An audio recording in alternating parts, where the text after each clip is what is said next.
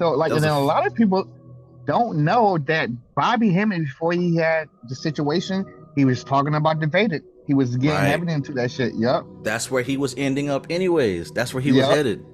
Yep. People don't pay attention. They watch Bobby and they like, oh, Bobby, I love Bobby. Why? Because he's funny. Like, did you actually hear what he said? We Yep. was kings, melanin. You're not listening, right? Panic followed that, where Bobby had left off. But if you notice, Bobby was getting toward the Vedic stuff, and then that was it. Mm-hmm. Mm-hmm. Mm-hmm. And First time Panic we picked heard. up from there. And like I say, Travis is our Bobby Hemmett, and I would say corporate chaos could be our Brother Panic for my generation, you know. But Travis is definitely Bobby Hemmett for my generation and my daughter's generation that's coming up. Shoot. Yeah, take the mantle. You know what I mean? He's Bruh. Travis, man. Yeah. Travis. Shit, I think so. Bobby. Yeah, like when I saw Be up on Travis, that Mount Rushmore though. he was sitting in front of the couch with his little demon shit, and I was like, "What the fuck is this guy talking about?" And then I really started listening. I said, "Yo, this guy is very intelligent," you know? Yeah, I'm on the couch in the background. Yep. Yeah. But it was in And then- his eyes too. I was like, Yep. "Oh shit!" I remember when Travis used to make beats on live. Like, I remember all that shit. And just the way you evolve, I was like, "Yo, it's possible for you just to change everything," you know? Make beats. That's lit. I ain't even know that. Yeah. Yeah. Man, just for y'all that don't know, man, go on YouTube and type in Kid Electric. Oh, Yeah. man. Yeah. And, Kid I think Veronica is the oldest follower in this group. She's been around for a long time. Yeah, I remember like one. one of the first live stream classes we had, like it was only Veronica, and I'm like walking around my neighborhood on my phone, and that was when I first learned that you were a Sagittarius. And like I remember this story. As soon as you said that, I looked down and there was a Sagittarius symbol spray painted on the sidewalk. I was like, what the hell is this? And I turned the camera on and everything. Yeah, that was cool. Yeah, we got a few. Yeah, but I say that to say all this is good to have really honest teachers in it, you know. Right. Yeah. People with a good heart, because that shit matters to me. You know, like your intentions is good. I don't like your intentions is just good. Like when I met you, you were the same way when I met you in person. Like you hugged me, you were just like, I say, yo, this guy is cool. I'm gonna fuck with him for a long time. Bro, it matters. One thing Panic used to talk about is like, yo, you gotta vet the people you getting this information from, man. Mm-hmm. Yes. You gotta vet. Mhm. You gotta vet the people you getting this information from, bro. And look, not just the people, the books too. Because I'm telling you from personal experience, they dead ass leak. They'll make it seem like some of this shit you can just jump in and do as a beginner when you absolutely cannot. Or they're just assuming if you got a hold of this book, you know what's going on. And the thing is, it'll be one of their most advertised books. One of their most advertised books, but they got another book that's telling you, oh, these are before you do this kind of work, here's the prerequisites, here's what you need to know. But if you don't go do that research, if you don't vet the information and the people you getting the information from, you can run into problems. Yeah. One thing I asked Travis, I said, yo, what about the Qlippoth? He's like, bruh, you don't need to worry about that. You need to learn about the front of the tree before you start fucking with the back. And I was like, okay, I fuck with him now. It's like, don't jump off that porch if you ain't ready. Look, I'm telling you, I jumped off that porch. You talking to someone who jumped off that porch. I jumped off that porch and found out real quick what the plot holes were. And luckily, like I said, I'm experienced enough and well researched enough to where I understood what was going on, and I've had intense spiritual experiences before. But yeah, for someone who's new to this or a beginner, that is not a starting place. Not in the least bit. When I first took the activation class, and like I tapped in something, I start ripping shit off my wall like Shiva and all that. It's like, oh my god, what the fuck I tap into? Oh yeah. Yeah, I started going to the hospital. I thought I was going crazy. And Charles like, yo, Yeah. it's a process. You're gonna go through the knot. That's when I first went through the 30-second path. I was like, okay. Oh yeah, But he, it's bro. but he, It, yeah, yeah, that shit is intense, bro. Like I yeah. said, it gets. I think Trav said it. You get you get caught in them spiritual streets. Some sage ain't gonna help you, bro. No. You caught in the spiritual streets. Some sage ain't gonna help you. Nope. I like the way that Corporal Chaos put it, the person that you mentioned, Society Jex. He talks about like when you're dealing with the energies of what's called the Qlippoth, like, okay, so we again, just like with the Christian stuff, we have this compulsion to create a bad guy. We have a compulsion to create a boogeyman or something, an enemy, right? It's built into us. So as soon as we start mentioning that the Qlippoth needs to be taken seriously, people automatically start putting it in that category. Oh, this is that dark side, evil stuff. This is where, which it doesn't necessarily have to be that way, but it just has to be under. It's best if you're able to walk out in the environment and see what the landscape looks like before it gets dark. Now you don't have an opportunity to see what the landscape looks like. You have to rely on your primitive auto consciousness. And one of the things that Corporeal Chaos talks about is how the energy of the Qlippoth, it feeds upon and eats what you think you are, right? Oh yeah. Why? So what you've why created, I'm sorry. Go ahead. your ego, and you're this, you're a god, right? Whatever word you're using, right? If you changed your name to make it mythical, right? Whatever you wear, whatever you post on, like that thing that you think you are, that is food in that other place. So you will definitely get tried. As soon as you step foot in the door, not later, immediately you're going to get tried. Oh Like yeah. he said, like Corporate Cast, he's like, you say you're a god? Come on, let me drag you through this fucking mud, because we gotta realize all these mythologies of the gods, that shit wasn't pleasant. No. They And I'll had say this too. chaos. Pay attention to the symbolism of a Qlippoth, right? Spiders, snakes, venom, poison. Samael is literally one of the deities from there. Is literally the venom of God. What are they venomizing? What are they injecting the venom into? What are they ingesting the poison into? I'll tell you, it's your own ego. Yeah. It, So it's ego dissolution in its most raw form. And if you ain't ready for that, you're gonna have a very hard time. You don't know how to do shadow work. You better figure it out quick. So that's why I was thinking, like, okay, so when Travis is like, when the yogis take their conscious and go within to go into the unconscious, the Qlippoth is all the dog shit that you've been dealing with, like through past lifetimes and shit. Then you start to pull it out, and that's how people start to go crazy and shit. Yes.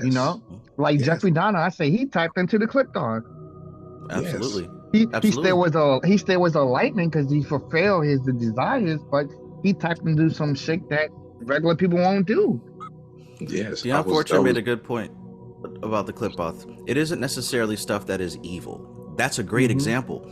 But again, like I said, all of us, me included, are so quick to make it sound dark and spooky because that's what we'll pay attention to. But in truth, when we talk about the Qlippoth, we're talking about something that is out of place, no longer useful or appropriate in this manifestation. There was a time and place where cannibalism was useful and appropriate. There's a time and place where, if you stole something, you get your hands chopped off. There's a time and place where the men married 12, 13, 14-year-old girls. There was a time and place where that was useful and appropriate. However, if you bring that into this modern world, now it's evil. That's because it's been relegated to the Qlippoth. The Qlippoth is the realm of where the things that humanity no longer finds useful and appropriate for this manifestation. For this current version.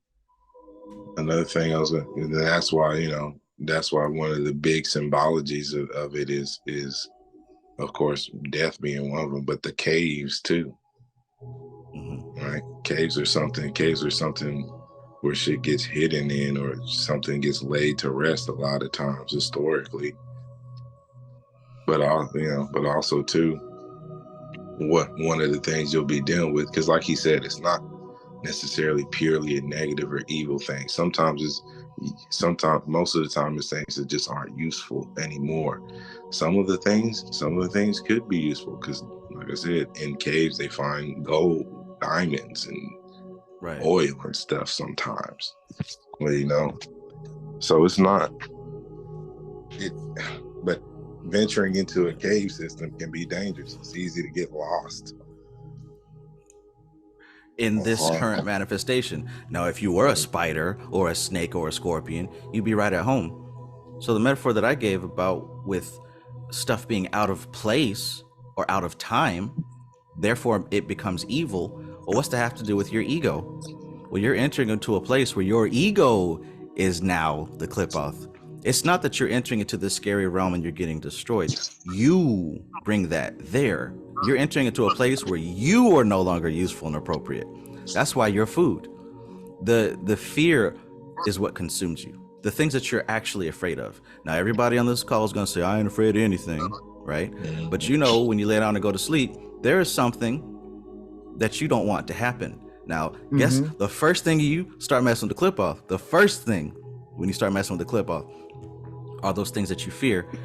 And you got to think to yourself, right? When I first dealt with it, I thought it was bad luck. Oh, I done summoned up some black magic and I'm going through hell. No, what's out of place is my attachment to this reality. The fact that I think that I'm this person and I have these things and these desires. Well, now I'm taking my consciousness into a realm where those things are not useful and appropriate. So they must be destroyed instantly. Just like when we bring something out of place into this world, those examples that I gave, if you bring that here, you go into jail immediately. No, pass go, don't collect nothing. Jail, under the jail for you, right? Just like the same way where you bring your melanin, when you bring your whatever you do to the Qlippoth, you go into jail instantly. And that involves getting bitten and injected with poison. Because like what Shemel said, what's being bitten? What's being poisoned? What you brought. It's like being the judge that brings all the criminals to jail, and now it's your turn to hit jail, and you getting beat up. And here's the thing. Yes, that's a good metaphor, but guess what? The judge is the collective. The judge is now the collective, and the consciousness is the criminal. Over here, it's the opposite. Oh, yeah. So you're being judged up against a millennia of data, all of which you have no idea about.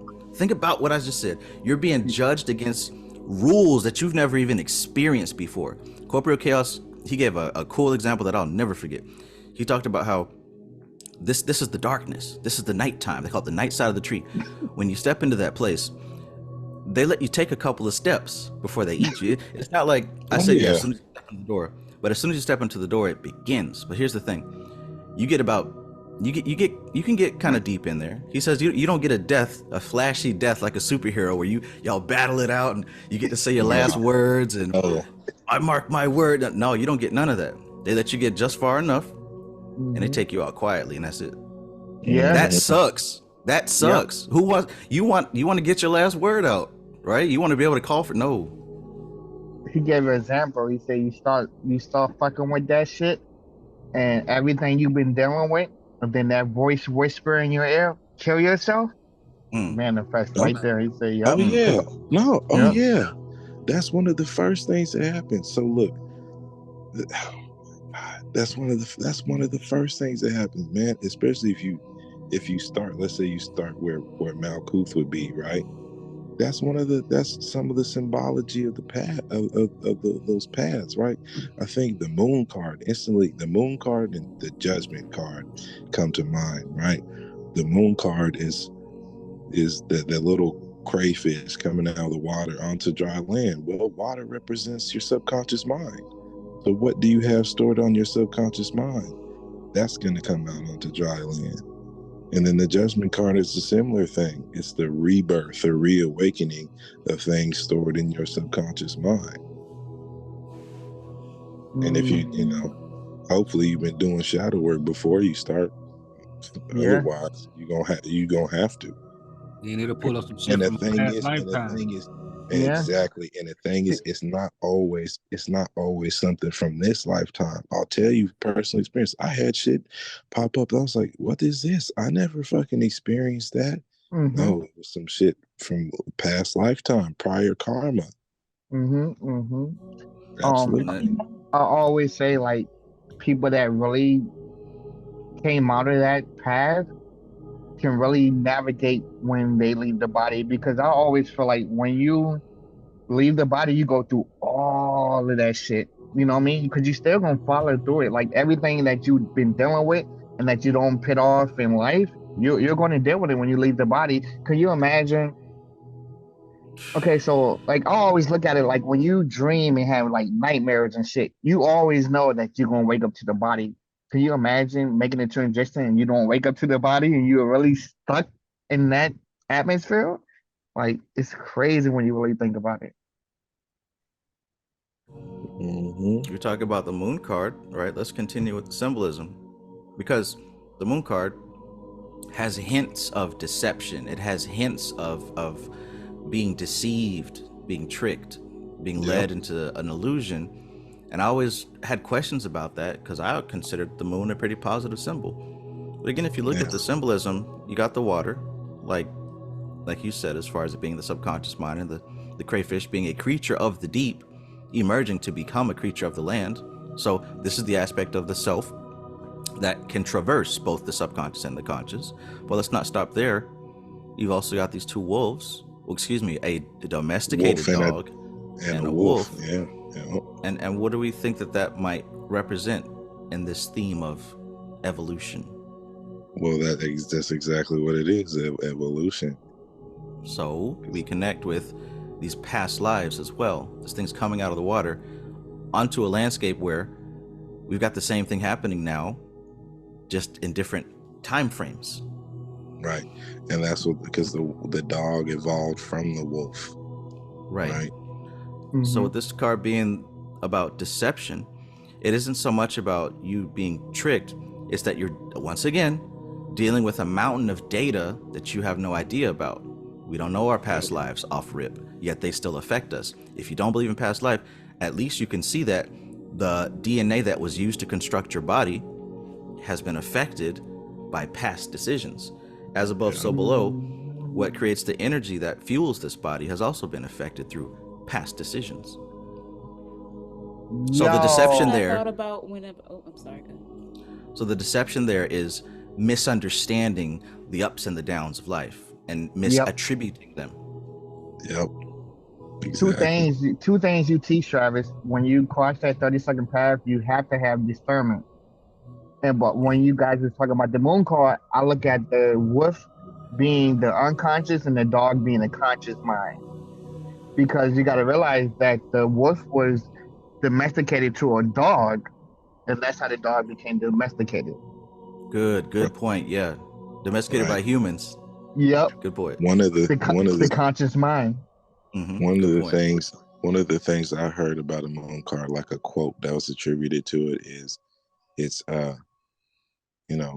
it's a path of coming face to face with frightening illusions. Right. I think it was what's her name? I think Ella Goldberg. She has a great video series on Howcast where she breaks down all the tarot cards, and she actually breaks it down in the Kabbalistic, the traditional Kabbalistic way too. Which I'm surprised to find that shit on Howcast, but yeah, but still, interesting.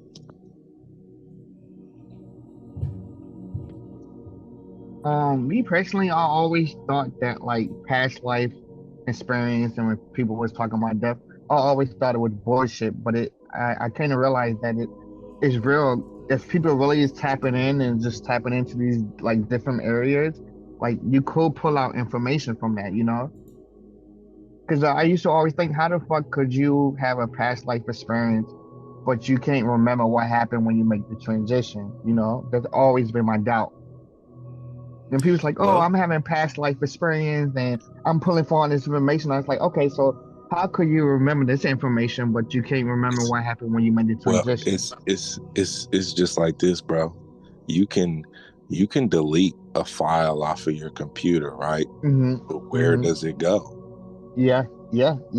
Where does it go? And actually, if anyone knows anything about computers in an advanced way, that's the thing you can do is, you can dig for that deleted data and pull it back out. Yes, sir. Because I remember I'm smart with computers. Like once you delete something, they're still in your hard drive or in your iCloud. The information is still there. Yeah, it's still there. It's just not in a place where you can easily or readily access it no more. That shit's still there. It went nowhere. You're just not. It's not readily available, readily accessible. It's not in the conscious awareness of your little window screen anymore. So consider all the deleted files of human existence. Being in this shadow zone. We just talked about them, Like you said, it was useful and appropriate one time for men to marry 12 and 13-year-old girls. Well, and we know that that's the thing that occurred historically. It's not, we don't do it anymore. It's not a thing that's readily accessible in our day-to-day conscious lives today. But if you bring that here, right? But like I said, the memories of those things are still there. It still exists. It's imprinted in our very DNA. Hunter, and also another thing about the Qlippoth that may be considered dangerous is, okay, so let's talk about evolution. From here where we are, there's a clear path traced to how we got here. We got thumbs, we got society, we eat chicken and cow. There are things that we don't eat, right? Imagine all the people that tried all the other things that didn't make it to today. Imagine the culture that grew up, I don't know, they believed eating gravel was the best way to do things. Or, there were people that would think about chemistry and science and medicine. Now, there's a lot of things that we no longer do because we realized this is not useful or appropriate. But there's a whole history of humanity, of things that we've done that didn't make it to today. Some of that, I don't think I would ever want to experience. Right. Surgery without anesthesia. That's without anesthesia. Yeah. Amputation without anesthesia. Yeah. And then come to think, I was thinking about like all the people that tried all the drugs out. They know that it would get you high or kill you. Like how the fuck do you figure out mushrooms would get you high without taking poison mushrooms? How do you know the marijuana plant would get you high without being poisoned? Just all the trial and error. Yeah. No, I ain't gonna lie. At one point in time, I tried every drug.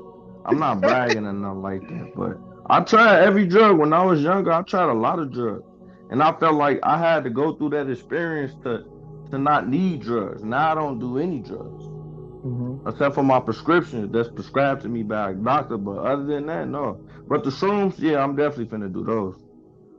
Miss those, I ain't gonna lie. Well, based on the shamans and Carlos Castanego, they said they were so connected to the, I guess you could say, nature or the environment that the plants actually spoke to them and let them know, like, hey, motherfucker, take me, not that one. That's amazing. That's still data. Bro. That's still data, right? That's still data, though, right? It's still data. Yeah. And look, gonna say that's that the thing. shamans are like shamanic practices and other forms of natural magic. When you trace that lineage way back, they're able to communicate with plants directly, right? And it's it's data, but they can also too they can read the essence. If they have an intention or a particular goal or aspiration that they're trying to achieve, they could be able to sense, being like, I want to get to a higher plane. Let's not take the brown ones because these ones are the ones that are like, so it's a different time with different intuitive faculties that, we didn't have society bombard us with all this logic stuff, right? Right. And look, here's another point. That's kind of the work that we're doing while we even on the subject. Is that's why we're doing cyclomancy. We're pulling our psychic powers and our psychic sense faculties out of the Qlippoth. Because it was useful and appropriate at one point in time. And they talk about this. They talk about this in a lot of mythologies, right? And that's what like primordial man, what I talked about earlier, Adam Kadmon. Human beings, we existed on all the different layers of reality, not just the physical one. But that became a time where that wasn't useful and appropriate anymore. Now we're entering into a time where it's useful and appropriate again. So it's coming, it's coming back out. Things are shifting around and changing. Imagine humanity going into the Qlippoth in favor of artificial intelligence. Oh God. Dun dun dun. And it's crazy how. Go ahead. No, you got it. I'll say it makes me laugh how scared people are of AI, and quick too. Somebody will post an image and all the comments, AI art isn't real art. How dare you steal from all these artists, all the way down. It's like, dude, enjoy the fucking picture. You didn't pay nothing to see this. Exactly. I'm unfollowing. Me and my wife were talking that so the time that we're going in, I predicted that Christianity is going to be washed out in 10 years because the younger generation is just growing up with this technology. So the old Christians have to deem a devil. So it has to be AI, Oh, that's the devil, So they have to keep this framework going. AI is the devil, and Chef said, "What? That shit is awesome." I edit videos. AI is awesome for video editors and people that do pictures. It's make your job more easier. Yeah, and I love it. Yeah, and AI that's is it's just like in the 60s and the 70s when they came out with rock music, all the people who were listening to jazz music oh, that shit's the devil. And then, you know what I realized? People say AI is going to take over the job, but most of the motherfuckers that say that, they're not working. They don't have a job. They just be talking, bro. I ain't gonna lie. That's going to take over everybody's job, but you're not working anyway. So what job? In fact, I'm willing to wager all of our jobs have been improved because of AI. Each one of our jobs has a very distinct influence by AI. Yes. You paste off ChatGPT at work all the fucking time. Yep. From the job. Reply letters and every damn thing. Yep. I think like I'm a smart motherfucker now. Yep. Hey, you is smart, bro. But at work at least, I don't really give a shit. But they're like, this motherfucker done got it as smart fast than a motherfucker. About 2 years. Where does this come from? Yeah, grammatical errors, no more grammatical errors, none of that shit. Right. Yep. I get paid from AI. So I run trucks and we operate it off our AI system and they track your GPS. That is technology. If it don't track my location, I don't get paid. So I'm grateful for AI. No, there's so many benefits, and there are definitely things that will cause concern, right? Yeah, for sure. I'm not saying that the fear is completely unbased. I'm not saying that. But what I'm saying is I attempt to seek for the balance and the neutrality in all things. Now, it may be a very real possibility that the human being may not be the most useful and appropriate vehicle for consciousness. This world ain't about us. It's about consciousness. It just so happens that this is the vehicle that we've chosen. Within the Qlippoth, guess what else you'll find? Dinosaurs and any other creature that roamed, well, if dinosaurs were real, but any other creature that ruled this planet before we did. And the ones that are coming next, they're also on the Qlippoth, because this stuff extends to the future too. Travis, yep. I think about that. Okay, so once the physical body can't hold a conscience, what's next? I think about that all the time. Motherfuckers say they won't come back. You might come back as the computer. Nobody out there. Yeah. When it be your soul, right? When it be your soul, because the soul is in the human body. Hasn't it always been the soul? Yeah, Yeah, a that's. soul. I You mean, that's yeah. See, the original thing. That's what they're talking about in alchemy and hermeticism and everything. The union of opposites. In fact, let's think about what we. I'm sorry. Go ahead. The union of opposites. So the union of opposites going. Look, I mean, look at what we're doing, guys. We're going back to, like I said, the state of primordial man, existing on every level of every plane of reality. Yeah. Yeah, that is If the if that is if the you original. if That you is look the at it original now, archetype. how are we communicating? Through your Right. side, through the internet. We not here physical. We here digital through the internet. You know, and Travis made a good point. He's like, look, you can't be mad at people because you got to realize there was a dog in their past life, and they just got You talking about a dog in the yeah, past life. they Hey, just got while you they just laughing, got a human body. Yeah, it makes while sense. you're laughing, you better analyze some of this behavior. I done seen seen it firsthand. I know I've seen enough to have that thought confirmed. I don't know what you were before, but it was definitely not. And I don't even want to get started on that. But okay, so this is touching on also simulation. There we have a lot of misconceptions, right? When people hear simulation, they think Matrix. They think that we're somewhere sitting down in a computer or in a bubble hooked up to a computer. Well, that's a symbol in a movie, right? That's the symbol that the movie gave us. That's not what a simulation is. It's a concept. Just like when we think artificial intelligence, we think the GIF that Matthew Watson posted. We see this big metal robot with them red eyes and human teeth. Why did they make it like a person where it has to walk and it has teeth? I get maybe the bones, but why teeth? Anyways, we have these images and these symbols that as soon as we think of the word, that's what pops up, the labeling. Well, really, if you consider the simulation, do we ever stop and think about the simulator, right? Who said that humanity had to be the central figure in this thing, right? The simulator could wear an outfit of a frog or a dog or a cat or a tree or an entire planet or maybe a galaxy. Can you imagine a being that is his avatar is a galaxy or a super cluster, right? A sun. We think too small. The human race, for all we know, could be similar to a system of mushrooms on a wet rock. Planet Earth, a wet rock, mycelium network, right? And maybe a Nibiru-sized entity might come and snatch one up real quick for a snack or to trip. Who knows? Galactus. And what I'm illustrating is that consciousness, the soul, right? Because the question was, what happens when the human body is no longer useful or appropriate to be a vehicle for consciousness? Well, who's to say that time hasn't already passed, right? Maybe the human body has long not been the best vehicle for consciousness. Maybe the best vehicle is a planet size or a dimension. It goes bigger than what the movies are showing us.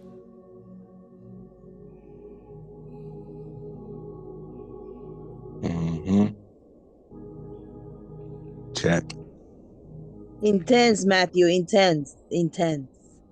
I love me some Galactus, man. I love Galactus, and xenomorphs and Terminators and Hellraiser. Like those are my favorite types of things. You know, that's what Panic talked about this too in his class, talking about this is what he was I think what he was alluding to when he's talking about Necronomicon and monsters and stuff. Yes. Why did Lovecraft pop into my mind like a second ago? Getting beyond. You're getting beyond human. You're getting beyond human physical form. You're getting beyond human physical form because there's limitations. Think about like here's something to think about, right? Think about what kind of being, what kind of mind you have to have to be able to create some shit like the universe. Yep. That's something way beyond human conception. Way He was beyond past human working. perception. I got the H.P. Lovecraft book, and when you open it up, there's the path working, and I can't show you because my computer's on it. But he definitely did some path working. Ooh.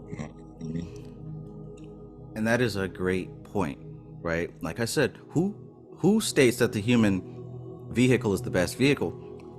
When we're dealing with this type of subject matter, one of the things that Panic did say was the reason that it's described as terrifying and these creatures are so absurd to the human imagination is because, number one, that's what the soul looks like in its raw form, which is completely against humanity, completely against the ego and what we've created. It's completely against the conscious mind that has developed on top of the subconscious mind. It looks like a beast, a devil, right? Because all these beasts and devils, aliens, what are their primary function?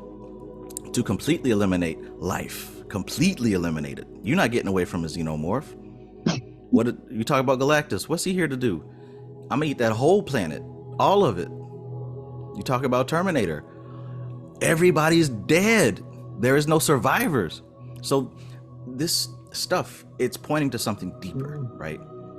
The fact that humanity and the human vessel may not be the most important thing in the world. And perhaps life can take other forms. Maybe that's part of the allure, the mystery, and the fear of the Qlippoth. That the human vessel in the universe is actually an ugly piece of shit. And all these monsters out here that we classify as monsters are beautiful. You know, and we try to personify everything to this 3D construct. That's where we fucked up everything. So some of these monsters we see in our dreams are probably beautiful angels. Well, look, and another thing I think of, look at the Egyptian gods, right? They had, especially a lot of the older ones, before they, humanized them. Think about it. They had all these different features.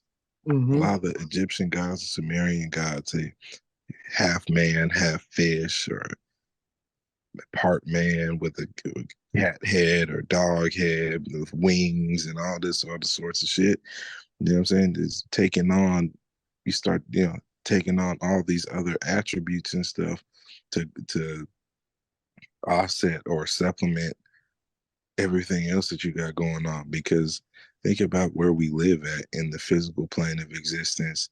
This human vessel we have, there's limitations to it. And it passes away too. It'll end anyway. It's like a car. It has a shelf life. And like I said, look at your body. Your body's is not designed to be aerodynamic, to fly through the air and shit, or to swim through the water, or to dig holes underground or climb a tree. It's hard to do anything else but walk upright. And some people have trouble keeping that in rhythm. Right. And as you get older, for a lot of people, that shit gets hard to do. And if you realize, most old people, what they start to do, start to bend over again, start to walk almost like that. Almost like they starting to get on all fours and shit. Exactly. 2 times a baby, 1 time a man. 2 times a baby, 1 time a man. Look at babies. Babies start off crawling. Exactly. And we teach them to stand upright. Who's to say that's not the optimum way of mobility? And to look at other animals similar to us, look at primates. Shit, can you run as fast as a gorilla? Hell no. Are you as agile as one of them primates? Hell no. Hell no.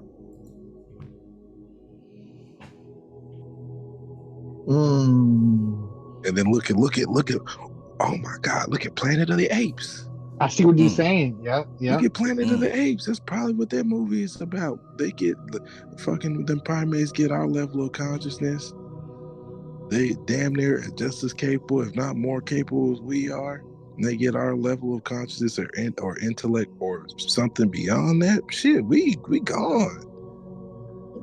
I mean, think about insects too, though. Like I know in a lot of fiction, when they want to portray like a superior race, or whatever, like a superior alien race or something, so a lot of the times they have like an insectoid form, and if you think about Look it, at like they have oh like my an God, exoskeleton and shit. look at Like, spiders.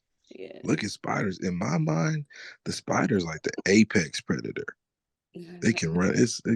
Bro. The spiders can do all sorts of shit. I seen the video.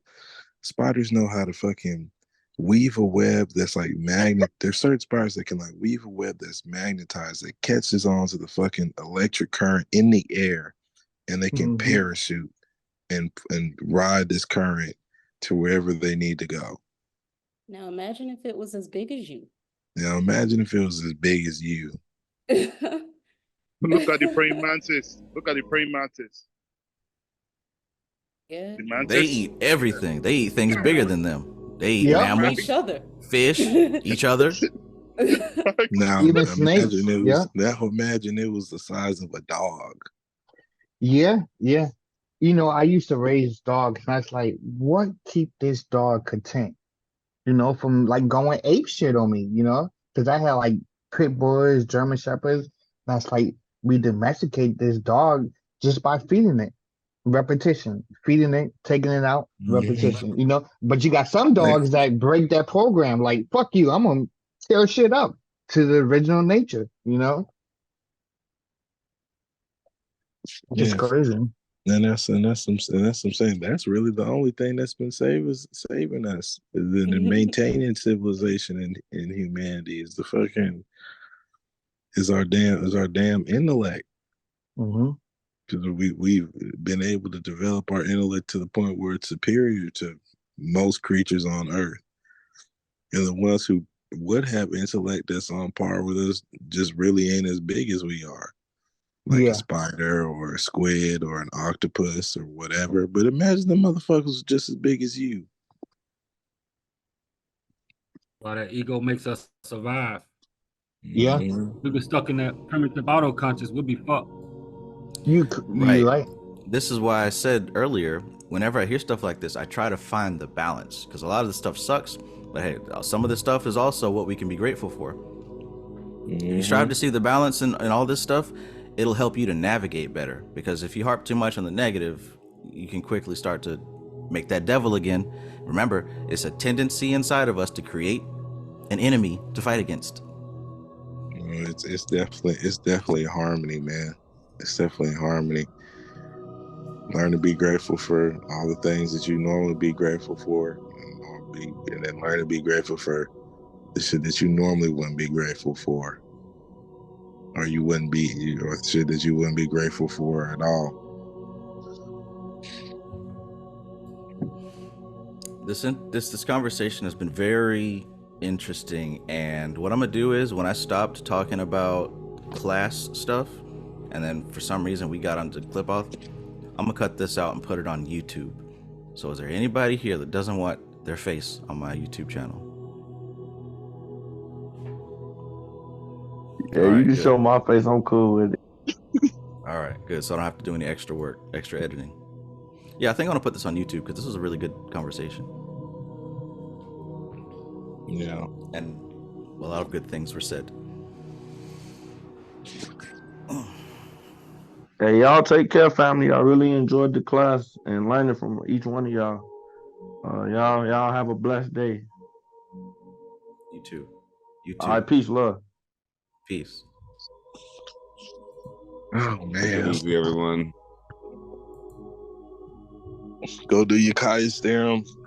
Get your Pitaka practice. Shoot some psychic rockets into some astral yonis if you about that. I want to know, hey Trav, do you know of anybody who's actually utilized the healing part of this cyclomancy yet? So that's some powerful shit there. You'll become a walking Jesus. You learn that shit. Yeah. See, let's talk in a year. Yeah, Yeah. Okay. it was about a year. Yeah, because that shit that got my brain wrapped around that right now. I'm about to go try that shit now. Yeah, I'm definitely Yeah, gonna run through this book. yeah, bro. There's yogis that do this stuff. There's Oh yeah, yogis and like Tibetan monks that do oh this yeah, stuff. yeah. Travis, Martial artist. To answer his you question, yes, I do. I do. In fact, this book ain't even mine. My cousin got this before I did because I didn't really care so much. I had the PDF. So Huh? there's a lot of practices that he does that I don't do, and there's stuff that I do that he doesn't do. He's more interested in the telekinesis. He's more interested in the healing, and he's been utilizing that. So Oh, yes, shit. yes. Awesome. Just like to give an example, he works with family, and he's used this on family that he works with. And also being able to read, like he sensed something was out of sorts with his health. I think it was gout in his leg or something like that. He sensed that before he actually told him. So yeah, it goes both ways, being able to heal and also perceive what may be out of balance. Yeah, and just developing the stuff, you do start to get a sensitivity for things like that. Like we both have been out and had experiences where somebody might come up and say something and like the complete vibe changes. And me, I try not to put a label on stuff before I have enough data, and then come to find out, there was definitely something going on with this person. It wasn't like obvious, but we felt it before we found out. Mm-hmm. And I think that's one of the benefits of the Cyclomancy. When you close the book, that's when the real practice begins in this world. Everywhere I go, I'm trying to shoot rockets. So, I mean, but it's that constant practice, though, that you can utilize, every day, not just at home, in the house.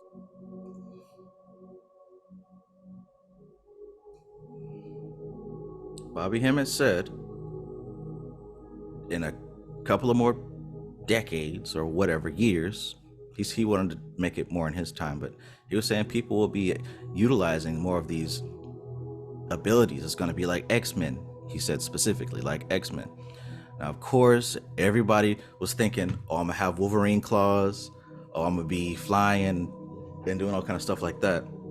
But in truth, what's being described here is X-Men stuff, right? It might not be the Wolverine, it might not be Bishop and Cable, but you got some Jean Grey, you got some Xavier, you know what I'm saying? You got some Rogue, right? I'm Beast. sure I'm sure you get a level of mastery over this, because see, I start to ask myself, okay, what did they not put in the book? What's some of the teachings that they haven't publicly put out there and stuff? Because I've started to figure out through just my own personal practice. It's like, okay, you start to get a level of skill and mastery and competency and things, and then you start to be able to recognize the certain implications some of this shit could be, and come up with your own stuff. Yeah. So who knows? The possibilities at that point become limitless once you think about all the stuff that you could use in tandem outside the book. Case in point, like Richard was talking earlier, like, he's been taking stuff from one book and mixing it with another book, the Damien Eccles book, that's Solar and Lunar Breath, and then you start to, like I said, you start to pick up. I've already recognized it with a lot of books that I have. You start to pick up on all these other techniques and methods that you can use, and then you start to think, oh, if I use this in tandem with this, what effect can I get?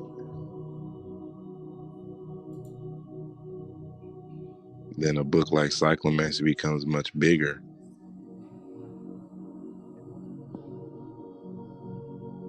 On that topic, was there something? Oh, go ahead, AZ. All right, I'm sorry.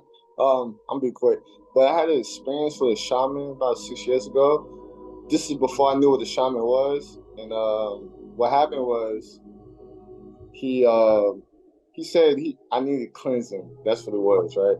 And I was kind of, a lot of this stuff was going over my head at the time, but I just was studying this occult information, and he put his hand on my chest, I thought, and had my eyes closed, and it's a full moon, I never forget, and I felt electricity going through my chest, And when I first noticed it, I was like, because I had my eyes closed, I was like, I felt something, but maybe I don't.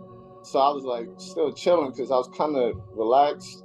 And then it started getting even more deeper and deeper. And I'm like, oh shit.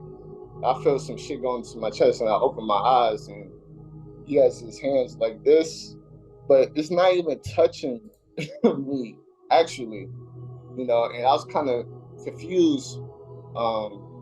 Like, how did that happen? It's kind of like superhuman to me at that time. And again, I was AWOL for 9 months at that time, and I turned myself in the next day. And I kind of like had that glitch of, okay, like, I know this shit is true, but I quite didn't understand it at that time. And I think constantly I've been chasing that. But now I guess in the Cyclomancy now it's all coming together. So, yeah. Sorry, exactly. Richard. Thank you.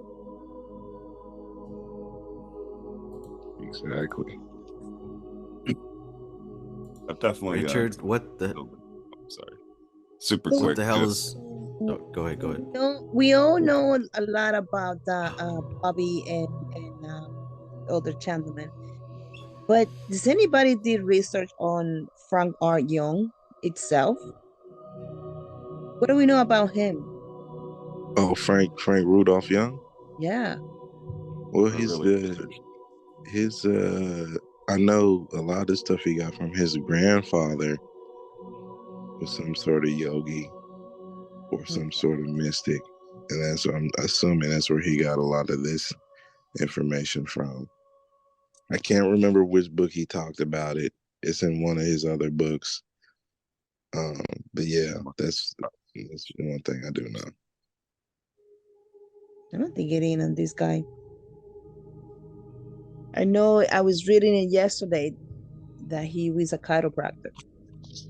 That's because when I was reading his book, he knows a lot about the structure of the human body.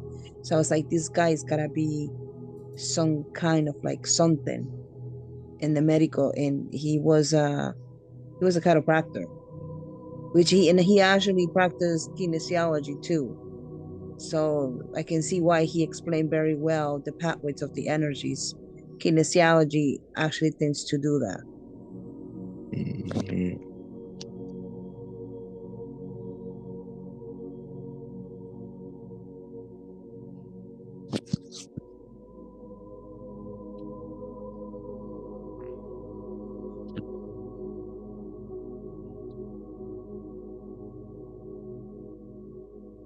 Mm-hmm. Nasty spiders, man, for real. Now I'd be running out of those homies. I'll be like, see ya. Yeah. Yeah, bro. Some ever run up on me like, I might the have hell to is this take nightmare fuel that you've posted in the chat? That's a big ass fucking spider, man. So that's the juicy spiders, bro. I just looked up like big spiders in the Congo, inspired by what our friend Matthew Watson said, and I was like, I wonder if he didn't provide a visual. Right. You went above and beyond for that. You went out of your way to give me that. Full fee. Hey, that's a spider for $10 million right there. 10K. Fuck that. We need 10 million off that spider. Oh, that's shit.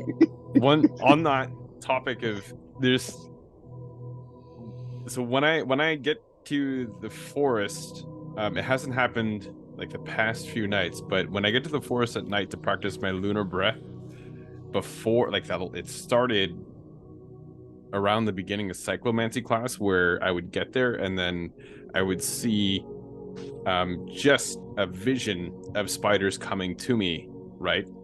And then it stopped because there was something that was mentioned, I think, that really made me think. But when I remember this, Rich. I remember you talking about this. I think I mentioned astral spiders to you. Yes. And but I've been having interesting correspondences of spiders in my daily life. but the thing I'll notice is that when I sense that things are looking at me when I'm in there being the forest at night, when I do the lunar breath, all of those sensations stop, right? So it gives me a tranquil feeling. So I don't know what that means, but I thought that would. I just wanted to share that because we were talking about spiders, and one other thing too, Trav. You mentioned Tatwa shooting. Was there something on page 46 or around there to study in tandem with cyclomancy around, or was there a particular portion in the book? So, as Shamel said, the author Frank Rudolph Young most definitely derived a lot of his information from Eastern teachings. I believe it was either his father or his grandfather that was a yogi or involved deeply with the yogi. And that's where he got most of his information of this sort from. So the point that I wanted to make was that there are direct parallels to some of what he's mentioned here to the Tatwas. We know the Tatwas as being 5, but they're actually 36 that go beyond just the 5 elements. There are also elements of mind and elements of body. And particularly in chapter 5, when he talks about those knowledge gathering and command sending nerves, I wanted to equate that with the Indriyas, and that should be on page 47. And you can see those 10 Indriyas. Chapter 8, he talks about the beta waves, and I equated that with manas, M-A-N-A-S. That's the body mind. There was another aspect that I believe correlates with ahamkara, ego. I don't have it written down on this paper though. But yeah, if you just look at page 46, I believe 45 on up.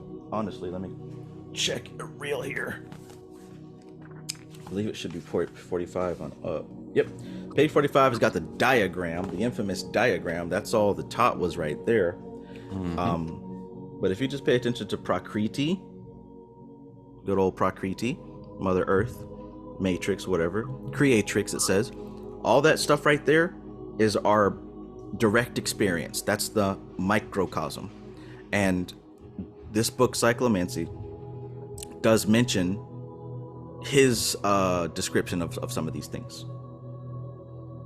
So to wrap it all up, if you understand what the Antakarana is, which is the inner instrument, which is right there, Buddhi, Ahamkara, Chitta, Manas, that's the inner instrument. The inner instrument is the same thing as the primitive autoconscious. He's just breaking it down into different aspects. The Bahir Karana, the external instrument, that's going to be those 5 tattvas that we know and love. Earth, water, fire, air, Akash, right?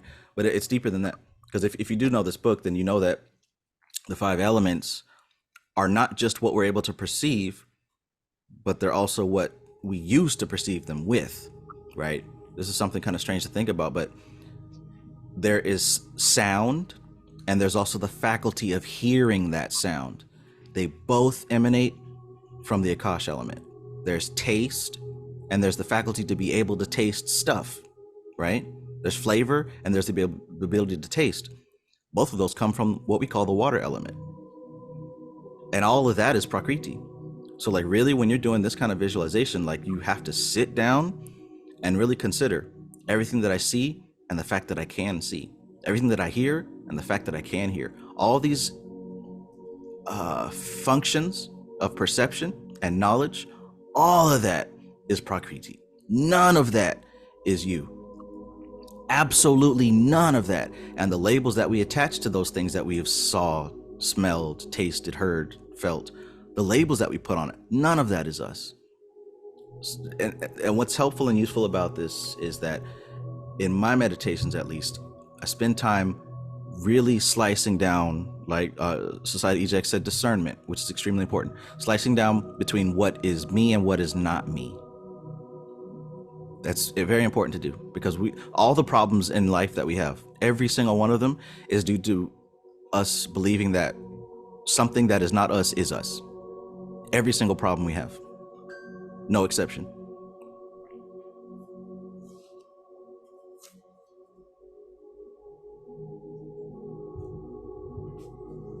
Thank you. Did I answer the question? Oh yeah. Okay. Yes, you're welcome. You always go beyond. From here to there. Oh yeah. It's not falling on deaf ears though. It's greatly appreciated. Yeah, and books too. He always loves that. Give you the path. Oh yeah, it's abundance. I got more than enough. And plus, if I decide to go visit Purusha and don't come back, at least you got something else to look into. Yeah. And that's the thing too. It's important to give, I found when I have discussions with people on this stuff, it's important to go beyond just the questions that they ask a lot of times, because that's how you build context. It's like, okay, here's the answer to your question, or here's what you do, but why? Helps the ego understand and integrate it.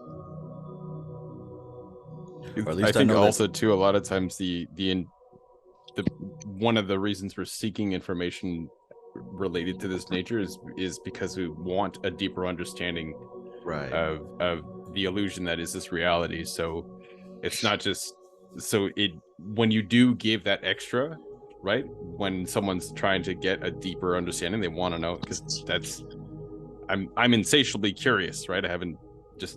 So when someone does do that, and with what you just said, wanting to know why, because inevitably that's the next question for me a lot of the time. So it really helps to give me that extra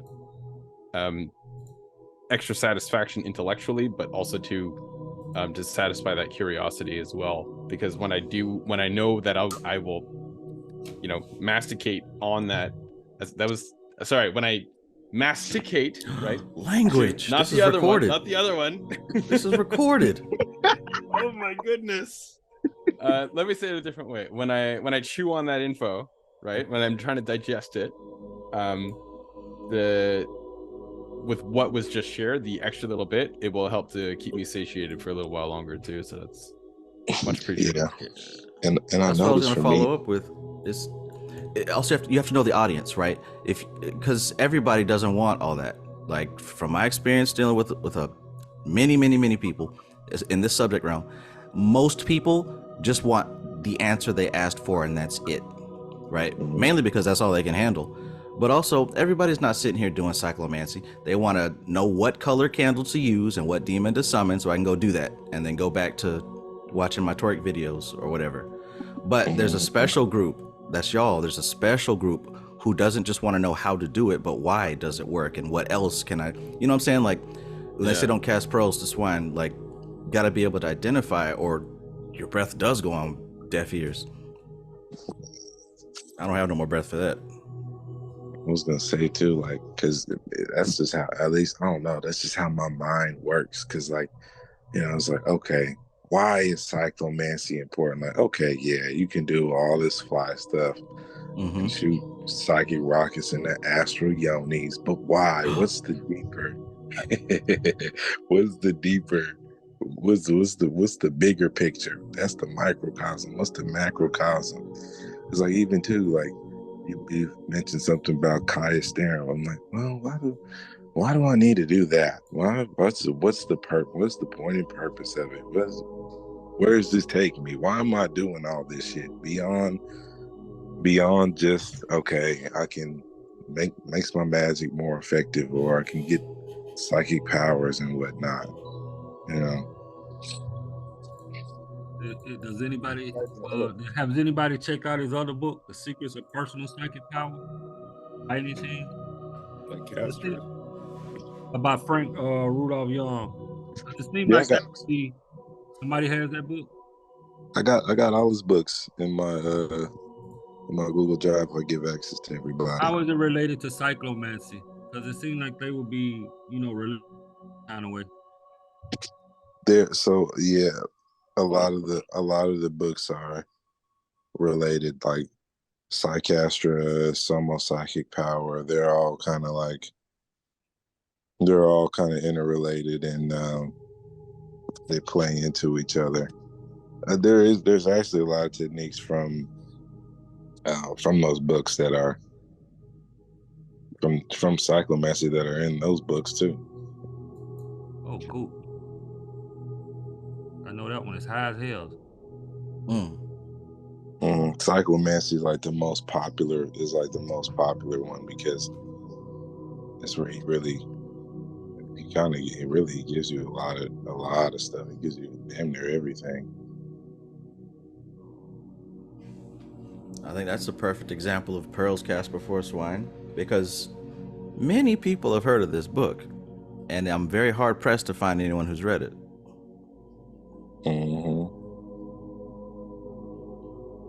Many people have this book, but I'm hard pressed to find anyone who actually, before the class, of course.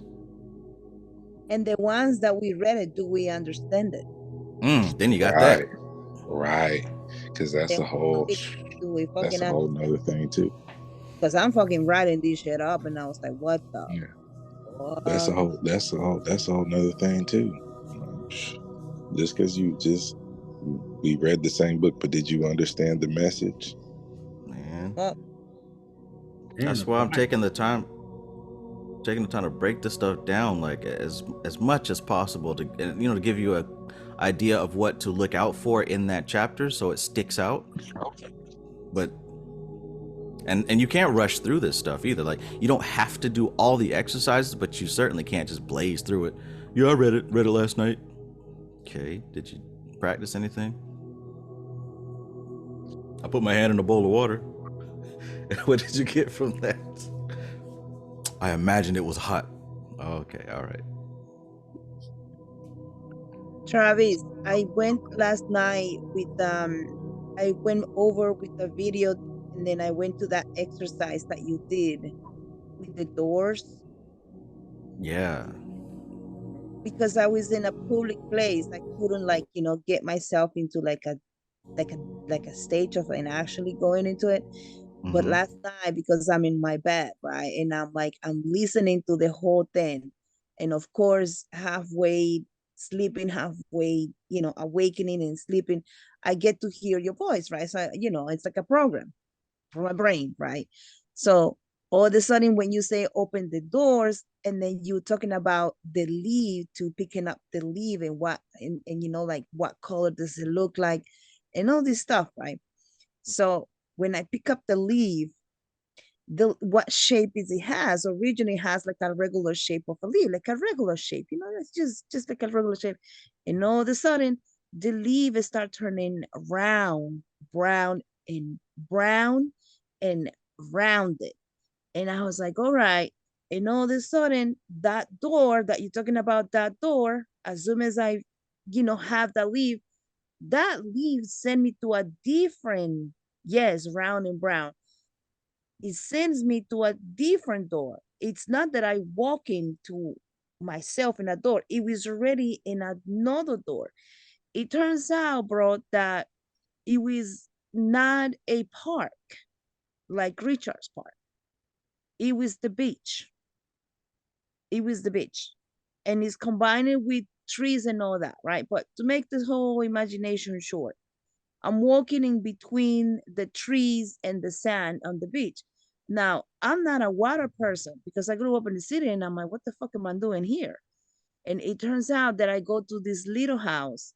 And when I go to that little house, it's my aunt in a bed, my aunt who just passed away.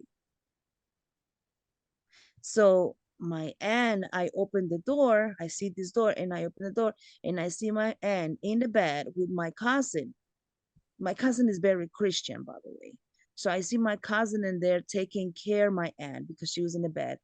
And when I go there, I was like, oh, I'm sorry, let me just close the door. And then as soon as I close the door, my cousin comes in, and she tells me, something. She's like, mommy cannot talk too much with your mom, which is my mom, because they don't get along. They used to fight a lot. But technically, she's like, she can talk to you. I was like, okay. So all of a sudden, I was like, yes, because I practice, I guess I've been practicing necromancy. I was like, so I guess, yeah, that could be a reason why I was able to contact. But that feeling of being frightening, like if I see spirits and shit, I don't get scared. But I saw my aunt, dude, and I was like, that was like weird because it was my aunt, dude. So it's like an emotion coming in there too because it was my aunt. I was like, fuck. And I wake up and I was like, fuck, Travis. You coming to my aunt, man. So yeah. So I guess maybe I was like, maybe I'm thinking I'm gonna contact my aunt. Who knows? Maybe let's see. I'm tempted to go and and get some contact with her and see what she wants to send some messages or something. Yeah. Through that door, by the way, and the leaf was like in a way a door. Round and brown. Okay, let me stop. Yeah, bro. Yeah. And that's the thing, like, you never... I like exercises like that because they're very open-ended. And you allow your subconscious mind to choose what happens next. That's what makes it so profound.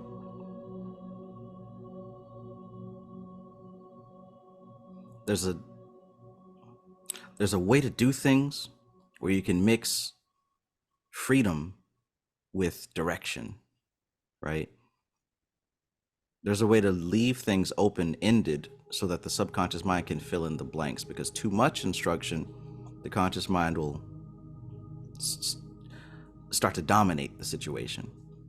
But if you can find a good balance in your meditation and your visualizations to where you don't make it too strict and too constraining, the subconscious mind might really show you some stuff that might impress you. Mm-hmm.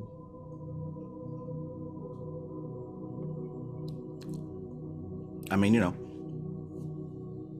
suggestion is more powerful than force, I tell you that. Oh, yeah. Who wants to be told what to do? Nobody, in fact. And people who, well, I take that back. Some people do, but many people don't. And in fact, the more stubborn, the more resistant, the more, what's the word? Indirect you have to be. Mm-hmm. I was talking about that. I was talking about that too. Last night in the conversation in my Discord or whatnot. It's kind of because I was into what really got me started on my whole spiritual journey, or kind of even led me into this. I think you might have mentioned it before, but I was into like PUA stuff, pickup artist stuff. If those of you familiar, RSD, real social dynamics and stuff like that. Real ones. Well, yeah, which they're not around anymore. But that's one of the things. It's like you can't force anybody to do anything. So it's like you get good at learning to suggest things to people, or how to formulate things in a way that's or lead things in a certain direction that you want through suggestion. Mm-hmm. And that's helped in my spiritual practice a lot, honestly. Shit, it's in chapter 12 when they're talking about healing. The first thing you have to do is gain rapport. See, it's very difficult to have anyone follow your suggestions if you don't have rapport with them. Mm-hmm. It's hard enough as is, but if you miss that first crucial step, you can hang it up. Okay. And that's actually, they talk about that too in the tarot. Man, y'all watch that Hellcat series on the tarot. But the High Priestess card, that's one of the things they talk about. The High Priestess, she's supposed to represent Isis in the veil of Isis, which is like the gateway into like the subconscious realm. And one of the things they say is She has to open the veil for you. You can't force her. Oh yeah. Can't force her. In fact, we can say this about the feminine principle of the universe. While the feminine principle does follow the masculine principle, that doesn't necessarily mean that it has to be forced. Prakriti follows Purusha. Prakriti does what is within Purusha. But if you look at what the god and goddess are doing, Purusha or Shiva, he's just sitting there meditating. He's not. Prakriti is doing on her own free will, well, supposed free will, but you got Shiva and Shakti. Shakti is the energy, and she's dancing, she's moving, she's doing everything. And Shiva's just sitting there.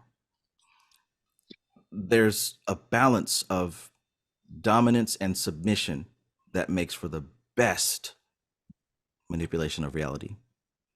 With each person, you've got to find that balance within yourself, because it's never one or the other. If you're naturally more submissive, then you've got to find out how to utilize that to be dominant. If you're naturally dominant, you most definitely need to learn what submission means.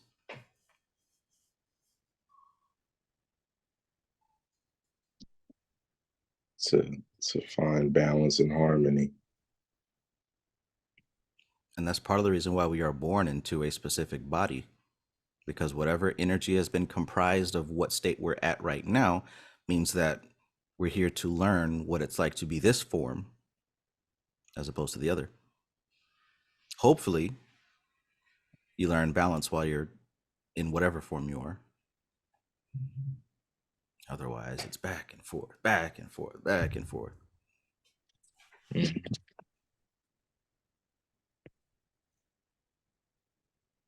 According to Swami Vivekananda, somebody asked him about past lives and reincarnation, and he's like, well, could you tell me how many times I've reincarnated?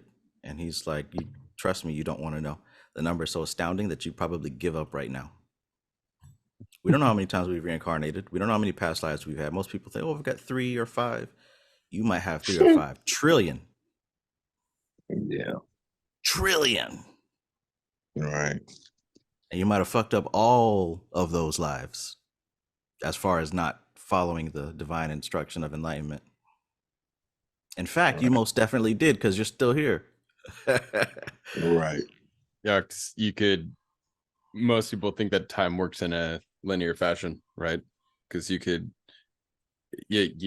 consider all the parallel realities in which your soul exists and the different timelines, right? So it's trillions. Yeah. I'm trying to wrap your brain around that. In other words, it's probably best to not even worry about that and to worry about this one, right? Right. I've seen people get lost in the past life stuff. Yeah. We're in the here and now. That's one thing that's big. Oh, sorry, go ahead. Go ahead. No, I said that's a big thing that's in the Buddhist and Taoist teachings, is being in the present moment, in the here and now. For good reason. There's another tale about reincarnation and whatnot. It's in one of these Bihar School of Yoga books. We've read it before on my YouTube channel, where you've got these 2 people, and they heard that, I don't know who it was. I don't know if it was Shiva or Vishnu, probably Vishnu, because he comes down to earth more often. And they heard he was coming. They're like, great. Now we can ask him, how many more lifetimes do we have before we can reach enlightenment? So the first dude comes down and he's like, how many more years do I have? How many more lifetimes do I have before I can reach enlightenment? And I think he says something like, about 3. And the dude gets butthurt. Oh, 3, I can't believe it. I got to go through the 3 more times. I thought I was so close. That guy's doomed. He went to the next dude and he asked him, oh, hey, how many more reincarnations do I have to have before I reach enlightenment? And he points to the tree and he says, as many of those leaves is how many lifetimes that you have to do. And the guy says, great, at least now I know. And in that moment, he became enlightened. Mm-hmm. What does that mean?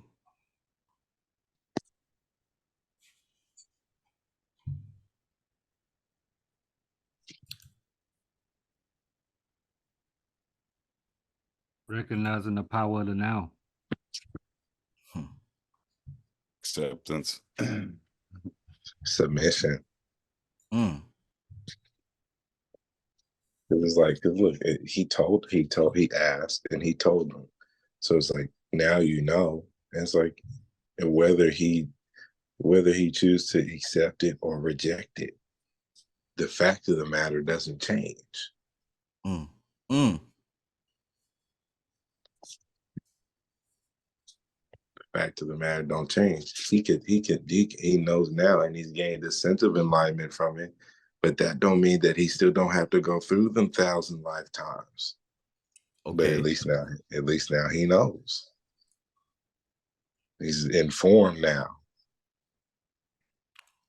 Hell, he might have got the best deal. Like you said, we don't know if he went through them 1,000 lifetimes enlightened each time, which would be pretty awesome. But Right. Versus the other guy, shit, he might have only had 3 more left, but shit, he might end up having to do more just because he don't want to accept it, and he carries that into the next thing. I'll come back and start doing some Groundhog Day shit with Bill Murray. Just wake up and just kill himself real quick to hurry them lives up.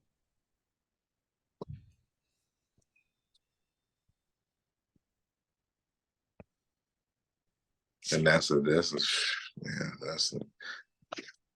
one thing I learned is like, just that's that fixed karma, right? That's deep. That's the fixed karma, right? It's like, shit.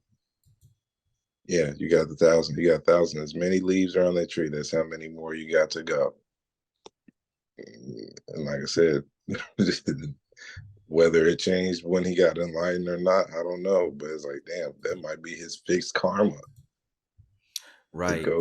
To go through all them damn lifetimes. And when we're talking about karma too, like karma is intricate. I first want to say God himself, or Christ in this case, came down, and it's him and he's talking to you, and you still got the nerve to get pissed off? No. The fact that you're even on that level where you can have that experience, that should mean something. I want to say that first. And second, okay, so the thing about karma is very intricate. It's more than just past lives and, oh, I did something good, now something good's going to come to me, or other way around. Karma is of the body.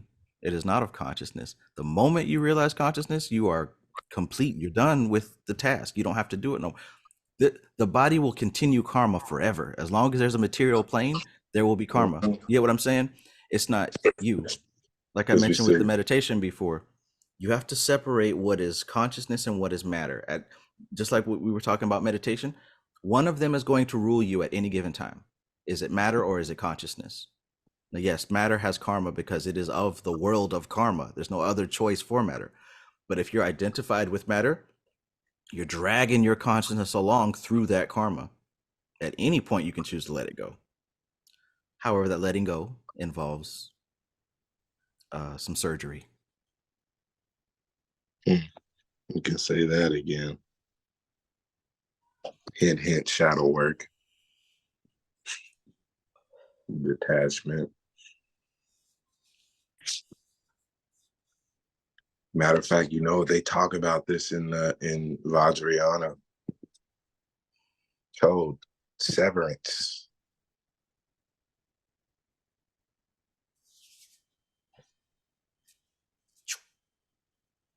Yep.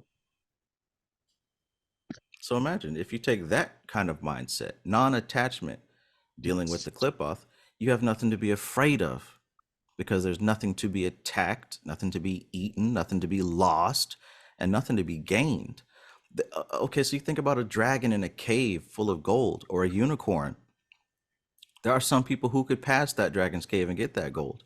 There are some people who could befriend the unicorn, whereas most people who approached the unicorn got stabbed in the guts multiple times. Oh, they weren't nice.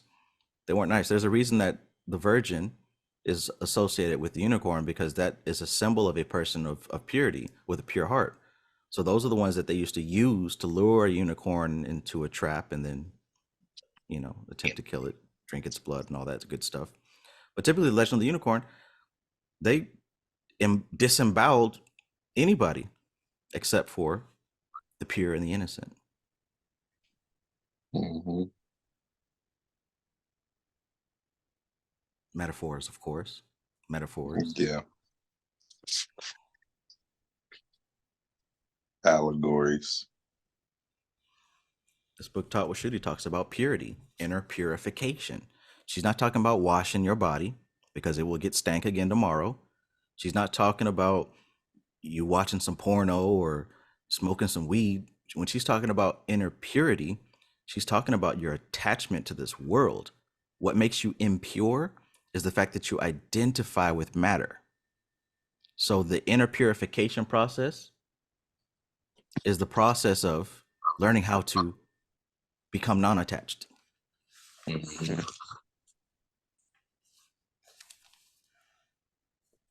Not being attached to just this layer of reality. And why should you? Right? We exist on multiple planes of reality. We're just attached to this physical awareness. That's why we have to do stuff like Shruti and Cyclomancy and all this other sorts of stuff. That's what you're doing. You're peeling back those layers of that onion to realize those other layers that are there.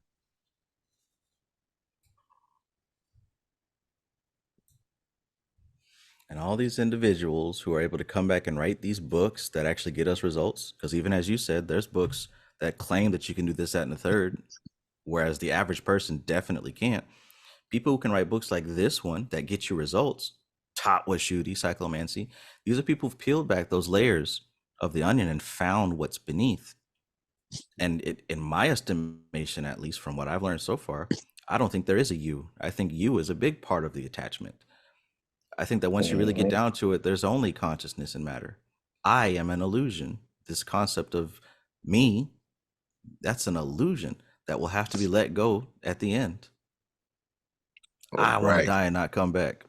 Well, I mean, you're not going to come back because I is attached to this body. So you're good on that. I is just one organism in an entire ecosystem. An ecosystem being the all. We're one gear in a big machine.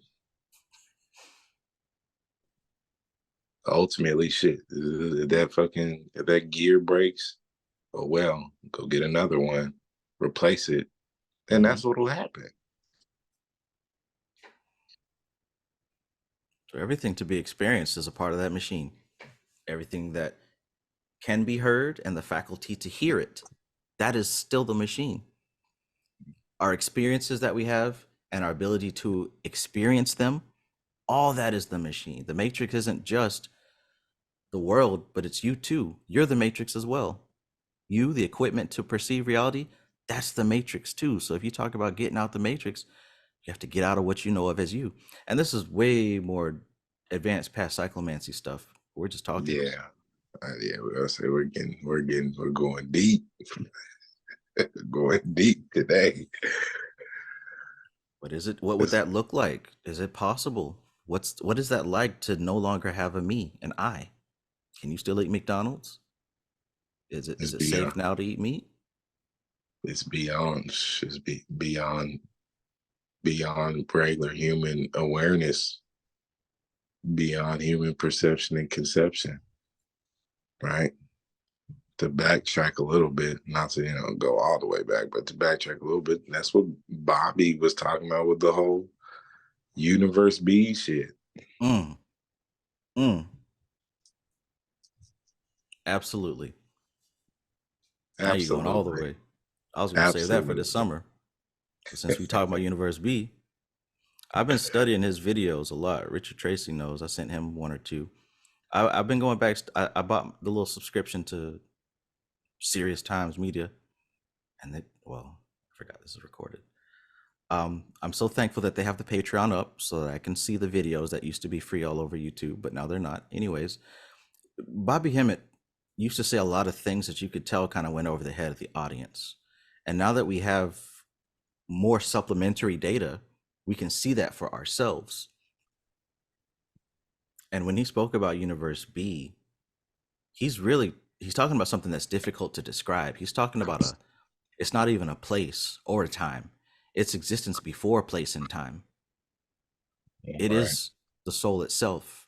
I've seen a lot of people on YouTube attribute Universe B to the Qlippoth, and I wouldn't say that that's correct, because that's leaving reality within the scheme of the tree. But even the scheme of the tree shows you that there is an area beyond the tree, doesn't it? It shows you that there is this triple blackness of space, they call it. Now we're getting more towards, yes, and so far. And now we're getting closer towards what is known of as this Universe B. It is pre-existence. It is pre-existence. Because if you're still in the structure of the tree, that's still the manifested universe. Whether you're on the light side or the night side. And we find that right here on page 45 of Talk with Shooty. Right? There's nothing new under the sun. It's not going to be like some breakthrough information that you're like, oh my God, I've never heard of that before. No, if you've been doing this stuff for a while, you've already heard of everything. You just might not have the details. Okay, you said reminds me of black holes. Exactly. And Bobby Hemmett used to use the black hole as a metaphor. I got this book here. I think I mentioned it. It's called Parallel Universes. He suggested that book. I went out and bought it. There you'll see a diagram. And when you look at a diagram of the black hole, you've got space wrapped around these 2 points. And in between, they're connected, right? On one end, you can say is Universe B. On the other end, you could say is Universe A, or flip it around. Where we are is kind of... Go ahead, I'm sorry. You go ahead. I was just going to say, because I'm kind of obsessed with black holes, for one thing. So I watch a lot of videos on them. But something that got me thinking, like not too long ago, probably some months or so, whatever, is if you look at how they portray one, they say you can't see inside of it. The only way you know it's there is if there's an accretion disk. Like you only know it's there by what's around it, basically, what's going on. And sometimes not even all of those have accretion disks. But anyway, like it just reminded me of that that part of the tree or whatever, Einsolf or whatever, like a triple blackness. Like you can't see it, but they also describe what goes into a black hole as like information, like a big light, particles, whatever. It's all information. So where does that go? They say a singularity, but what the fuck is a singularity? For all we know, that can be an entire universe. Anyway. Okay. Listen, like I said, it's nothing new. It's nothing you never heard of before, right? Talked about this black egg of Akash, the central point where everything begins, singularity. These science people, they don't make nothing up. When they test out their theories, they try this, that, and the third, but guess what they always do? They always go back to the ancient information. Every time. And they don't say that. Right. Of course they don't say it. But I was going to say, to give an analogy, right? To give an analogy, and this is something that I kind of like some channeled information, like the spirit gave me, I guess. But like the tree of life, the Kabbalistic tree, the Sephirah, are like the branches and the leaves on the tree. Where like the trunk of the tree, the Qlippoth would be the roots, and then Universe B or nothingness would be like the soil, right? Because the soil is a lot like nothingness. Everything comes out of the soil. Everything we eat, everything that's on earth started in soil, right? Now, of course, everything, and it goes back to the soil. Everything comes out of the soil and goes back to the soil. It's a lot like that. And it's all around us, everywhere. Everywhere you go. And what's the soil comprised of? Everything. Everything. all the minerals, all the different elements, everything that feeds us, that everything we use to build, everything we use to create or destroy some shit, whatever, it all comes out of soil. Exactly. And that brings it to a Buddhist principle that's called the everything is contained in the nothing. Right? The soil contains the leaf, right, that was there, which contains parts of the sun, which contains aspects of the rest of the galaxy, right? So it's all cyclical. It's a matter of perspective. And once again, when you distill it down, it's the everything is contained in the nothing. Yeah. See, they talk about that in a really good example. They talk about that is in the what is it? 7 Sermons of the Dead, right? They talk about the pleroma. And one of the things they talk about is it's not profitable to think about the pleroma, because it's nothing. It's not a thing. No thing. It is literally no thing. But it holds the potentiality to be any and everything. But it's none of those things, because as soon as it manifests into something, well, becomes that thing.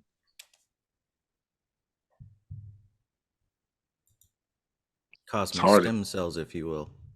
It's hard to conceptualize. I mean, how do you explain the inexplicable?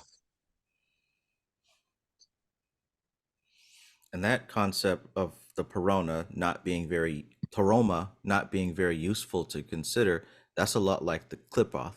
If you read from a Golden Dawn teacher, they'll tell you things like the Qlippoth that's a non-consequential, don't even worry about it.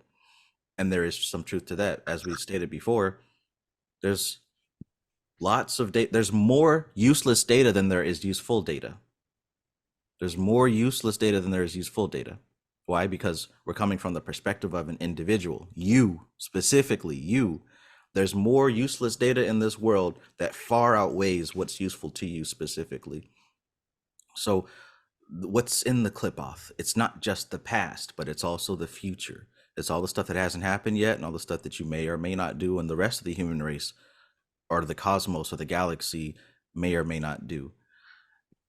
And that's why we get into that later, but it talks about how Kabbalah talks about how through Doth is how you get to the Qlippoth. That's one way to get to the Qlippoth. Well, the thing is, Doth is also a vast abyss of data that is mostly useless. So what you'll find is that all these people all over the internet are so excited about the Qlippoth, and then also so excited about Doth. How do I tap into Doth? How do I tap into Qlippoth? But what is missed is that when let's say you successfully tap into the data of Doth or the Qlippoth, there is a massive chance that you're going to find information that is useless to you. You'll get people talking about these star systems and the advanced civilizations, and well, this is actually how the mechanic. For example, if you take mushrooms or have done acid, you go on this intense trip. Some of y'all have felt this before. You'll go on this trip and you will literally get the secrets of the universe. I'm talking about you. It'll all just be presented to, oh my God. And by the time you come back, you can't articulate it. You can't speak it. Like, it's fleeting. It's even leaving you, but you know that you saw something, but you can't even put it into words. It's like that. A lot of people who tap into that information, they're going to find stuff that might be awesome, but it's of a degree of quality that you cannot use in this experience. Right. And even too, look at the word Doth. It means knowledge. And that's the thing. Knowledge, a lot of times knowledge can be an abyss. It's endless. It's absolutely endless. Ooh, You'll never learn all the information or knowledge that's out there. You're just going further and further into that abyss, trying to learn everything. I don't know if any of you play Oh, I'm sorry. Skyrim. You're right. But there are these planes of so-called oblivion, and there's this god named Hermaeus Mora who like has his plane as like all the knowledge that ever was or will be. And people who seek that knowledge tend to get lost in that realm, and they turn into these creatures. They're very Lovecraftian, but like they turn into these creatures that just lose their mind, lose who they are, and never come back, basically. I wonder where the inspiration for that came from. Right. Oh, did anybody go watch?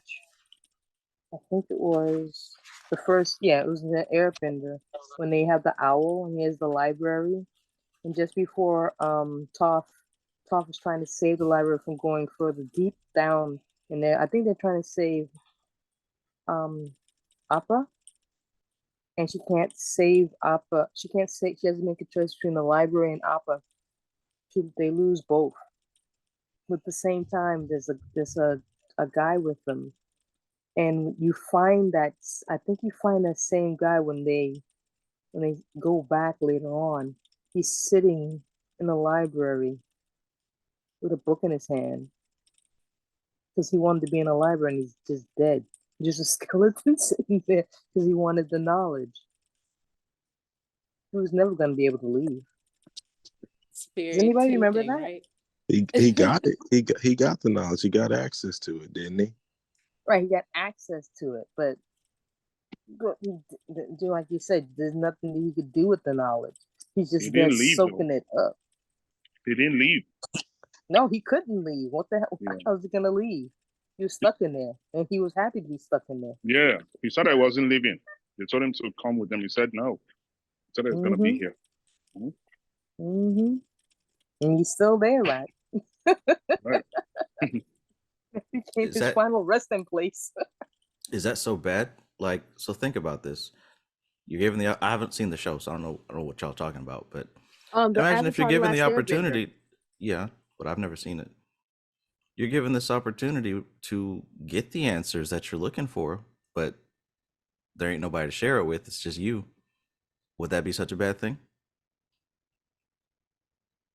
It depends on your perspective. Some of us don't want to share the information. Some of us want to keep a lot of this shit to ourselves. There's a lot of people, especially in the occult world, there's a lot of people like that. That's where we get the gatekeepers. And again, the positive with the negative, it's not always beneficial to share, right? The human race is its own animal. It does not need this information. It's not useful or appropriate. This information can be considered the Qlippoth to most people. So in a way, I can understand the gatekeepers. So Dolores Cannon said one time that, when she was getting this information through her hypnosis technique from the subconscious mind, that they said that some of the information or the knowledge is actually dangerous for the human mind. You know what I'm saying? And you're not ready for it. Kind of like people who are like not on this path. Some of this shit may be dangerous to them. Especially somebody trying to jump off in the Qlippoth. So you have to build up that mental fortitude per se to be able to even digest this shit, because she even said it once, one of the aliens or whatever the hell she was contacting said that, she laughed they was laughing at us humans because we think linearly. We don't have the ability to think, multidimensionally. And that's some shit that good luck with that, trying to figure out how to do that. But yeah, we're limited with the language because we can't explain this shit out here beyond this 3D. And it is the abyss. You drop some heavy shit on you. You walk around here learning how to shoot lasers out your goddamn eyes. That shit might be in the wrong hands, Immediately. Or in the right hands. Yeah, or in the right hands, so. First thing you're going to do, remember me? That's why we got superheroes. That's why there are all these things doing things that are superhuman or subhuman, We kind of identify with these things or maybe not identify with these things. So that's why we keep putting them in our imagination. That's why the shadow work is important. It is, absolutely. Because one of the things, absolute power corrupts absolutely, right? Or at least it can, as a high likelihood, high potentiality too. It's just like, everyone wants to be a millionaire, but imagine you give $1 million to a crackhead. What are they gonna go do? Crack it up. Or if you give $1 million to a hoarder, what's gonna happen? Exactly. Hoard it up. Well, what is corruption?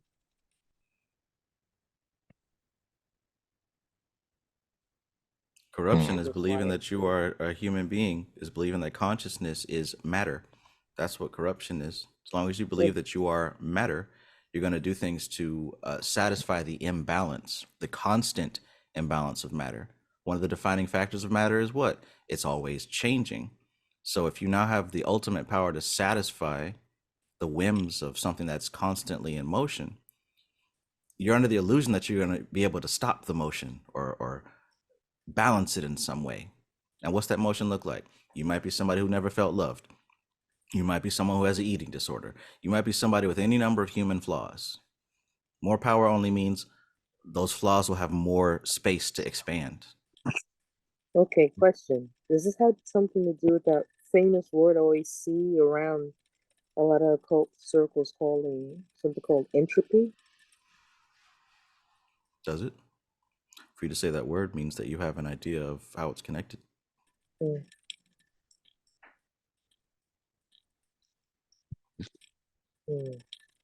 think so. Yeah, I would definitely say it's tied into this concept of matter versus consciousness. That's at the bottom of all this. That's at the bottom of all this.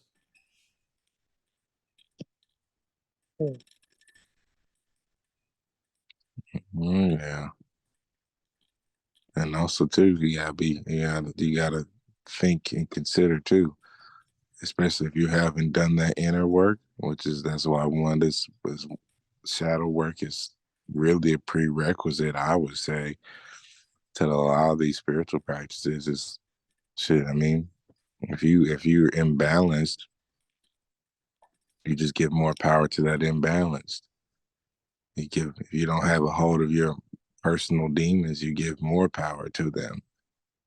But and all the positive stuff too, of course. But But isn't it gonna be a point where that kind of like you can only go so far with it? It can't stay that way. Yeah. Yeah, absolutely. Somewhere it's got to go in the opposite direction. I mean, the pendulum swings both ways. Right. Mm-hmm. And okay, so look at Diddy right now and look at R. Kelly. Oh, right? God. It wasn't satisfied, whatever their imbalance was. Oh, and the pendulum swung the other way, didn't it? It took the heavy hand of justice to make that pendulum, the heavy slap of justice to make that pendulum swing the other way. It bitch slapped them. Right. And this has happened to many others, and it will continue to happen. They just happen to be famous. But there are many of us who never take the opportunity to reconcile the imbalance of matter. And when the pendulum swings the other way, which you're absolutely correct, it will, it may not always be in the way that you choose it to swing the other way. You might get the iron fist, or you might get the velvet glove, or the you get the velvet glove. Still has the fist inside, though. Hey, it's on you. It's up to you. You might get the sparkly Michael Jackson hand. There you go. The Michael Jackson hand. Beat it. Beat it. You might get the laced up Travis Major's hand. What? I keep forgetting you wear those lace gloves.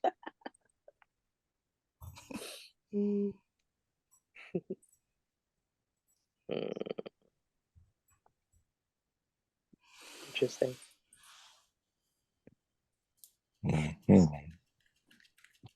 All right. Cyclomancy. Wow.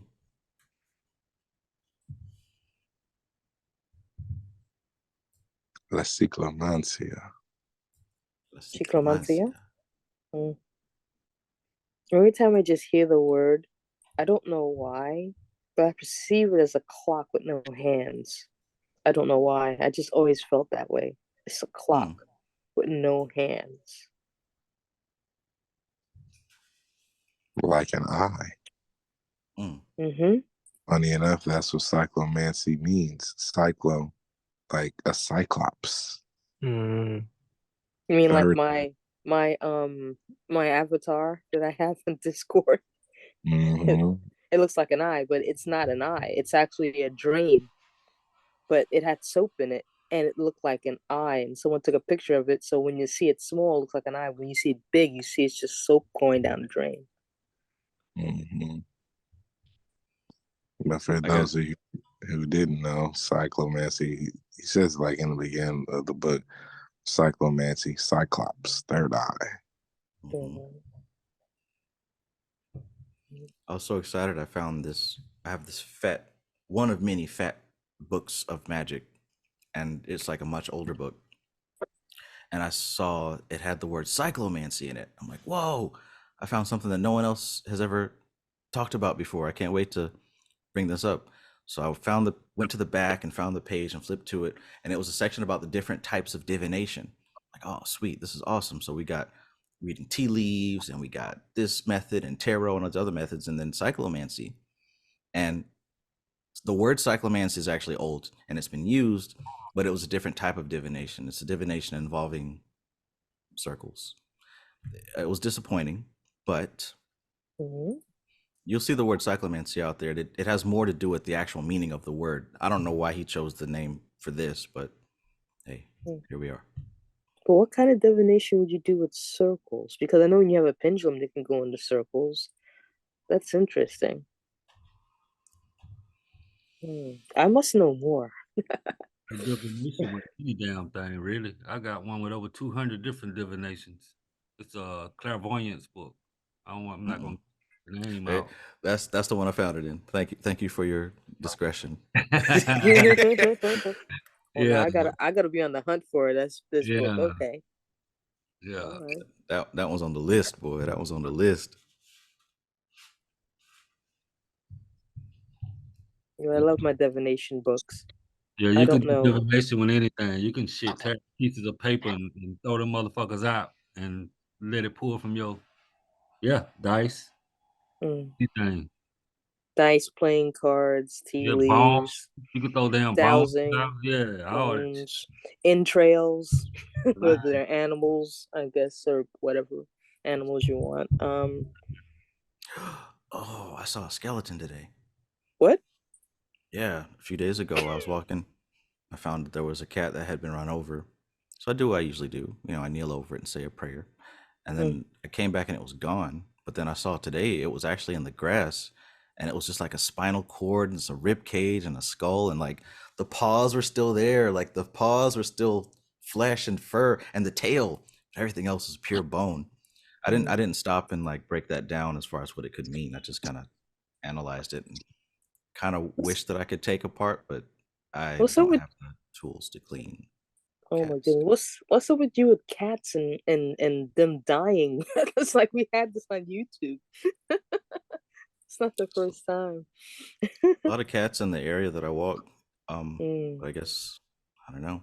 Maybe they're reaching enlightenment and choosing to leave. The gates. Huh? The gates. Gates? Like the necromancers. Oh, okay, that makes sense. They know the gates. They know how to enter. So new stage unlocked is what you're saying. New door opened. I see. Makes sense. El gato, mi hermano. All right. It sounds like okay. Coming and busy. Hello, my brother. How you doing? I only came across one cat skeleton, and it was perfect, except for one thing. The head was attached to it, and it had like it looked like it had just like a neat punch in it, like a puzzle piece taken out of the head, and it just was there with fur on it. And I kind of stared at it. It was down south. Never seen anything like that before or since. So I would feel a strange. I love stuff like that. I try to buy stuff like that through Etsy. I need to stop buying stuff through Etsy. But anyway, that's another thing we're talking about. Yeah, I find that I'm trying to draw into things like that. I feel weird sometimes, but I like it. It's kind of like not knowing what does that mean? Is that spirit still there, or is it hanging around? Maybe Who it's knows? not. Huh? Who knows? Mm-hmm. Alicia, are you still there? Yes, I'm here. Thank you so much. You got me a gift, and it's amazing. We're talking about divination here, You're welcome. I can't wait to utilize this new to me form of divination. Believe it or not, I've never used a crystal ball, so this is going to be interesting, very fun. See if I can project my my brain horns into it and conjure up something. Just don't put it anywhere near your window. I heard about that. Yeah, it's a magnifying glass. Yeah, you better wrap that son bitch up. Wrap it up good. Yeah. I wish somebody told me that 8 years ago. Yeah, I think I might get a piece of velvet or something to put around it. Yeah. It's actually good to have some velvet around it when you start to do your readings, or your stares, or your gazings. So it will block out the background. I got like a velvet around it, like a velvet science, like a science project back in the day. Science project background is velvet because the reflections can kind of distort your visuals per se. That's interesting. Okay. Yeah. I knew. Monotype. Well, I'm sorry. Go ahead. No. I shouldn't even say that. Oh, I was gonna say, because you're talking about reflection and stuff like that. I knew a lady who used to give readings, and you'd come to her house. I think she was in Queens, New York, and she had this big table, a huge round table with the biggest bowl I've ever seen of water, and it was filled almost like to maybe almost 2-3 inches up to the top. And she'd do her divinations in that, and it was always in the darkest room she had. It was in this middle of the house with no windows or anything. So I was like, I always thought, why did she have it that way? But it made sense later on. I was thinking, I was like, I know there's a reason for it, But she allowed me to look at it and everything like that. I didn't stick my finger in the water like I wanted to, but it was just water. And I asked her a whole bunch of questions about it. It's interesting. Just a huge glass bowl. Like Gator said, you use anything, really. Yeah, because you're not gonna see anything in this ball, whatever. You're gonna project the image from your subconscious, and the ball kind of gives you like a anchor point, to utilize. You actually think you're seeing it, but you're really not, because we live in this holographic universe, and hey, your mind makes it real. Like the Matrix. Yeah, so you can use water, you can use a black mirror, you can use your goddamn thin air. Yeah, I was gonna say the black mirror because I work with the black mirror. Yeah. So you know how I made my black mirror? I went into what was it, Dollar Tree, and bought a bottle of black nail polish. Oh yeah. And I put it on the back of it. Yeah. Just put the thing in the back of it. It's fun. It's black paint, and there you go. Black paint on an empty picture frame. On an empty picture frame, right. Just spray the back of it black, and voila. I'll say another thing you can do. You can get some glass. Go get some like that black chrome looking spray paint. Spray it on the glass on one side, so it's like metallic reflective. Okay, I see what you're saying. But I was trying to do it the cheapest way I could. I couldn't afford any spray paint, so I got the black nail polish. So I did it that way, Yeah. depending upon what you're using it for, also you can, as you build up the energy, and if you want to build up the energy for something, because this is called scrying essentially, right? And you can scry into pretty much anything. But with, for example, with the crystal ball, some traditions believe that it's a good idea to keep it contained after you've used it to scry and you've been building it up, the energy in it, to keep it contained in black silk, so that it can't get tainted with perhaps somebody else wanted to use that as a window to spy on you, right? Right. So because when for example, it's like how mirrors are portals also too, right? That's why you got to keep your mirrors clean. But it's, yeah, as you project your consciousness into it, right, you're essentially giving it life. So yeah, might want to keep it covered and away from a window. Lord, you just made me you just reminded me of something that gave me one of the worst nightmares I've ever had.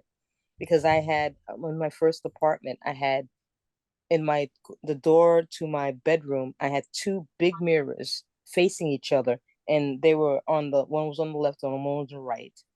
And I remember one time I was laying in bed, and there were two windows, one on the left and one on the right of my bed, and I dreamed that they broke. They just burst out, and it was like some sort of scream or something. And I woke up in the middle of the night. This is when I was still sleeping in the dark, mind you. I woke up and I got up. I stood up in the bed, and I was like, "What the hell?" And I turned around, and it was completely silent. Everything was okay, but the dream was so real. I could just hear my heart beating out of my chest. But I didn't remove the mirrors though. But somebody said you shouldn't put them together because they become portals. And I remember in my cousin's old building, I don't think they have them anymore, but they had mirrors in the lobby on both sides. And I would see myself going through infinity every time I went to the apartment building. I used to love going to that apartment building because I would be able to see like maybe 30. They were the best mirrors ever. I could see I think one time I counted 30 of me on both sides. And I used to always like play a game. And I felt that every time I did go into the building, things would change for me. I don't think that people did things with intent, but I was like strange, like 19 years old doing things with intent at that time. I didn't know what the hell I was doing. I just felt that it was magical. I love mirrors. Did I say too much? No. All right. So however, going back to the scrying, I was gonna say one more thing. In the water, when I went to scry now, I got India ink. So if I was gonna do the scrying, in order for me to do a different type of scrying that she was doing, I would put the black ink into the water, and I would make it that would be my black mirror for that. But that's all I wanted to say about that.